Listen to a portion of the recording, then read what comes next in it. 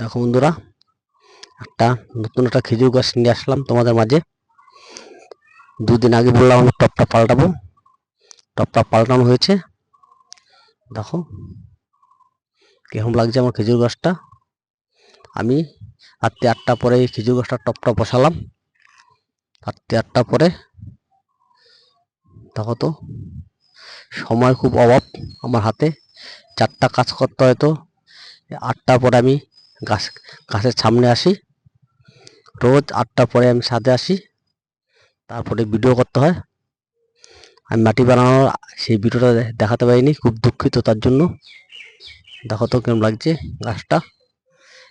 এই গাছটা কিন্তু আমি খেজুর খেয়েছি, সেই চারা। দেখো কেমন লাগছে গাছটা, দেখো।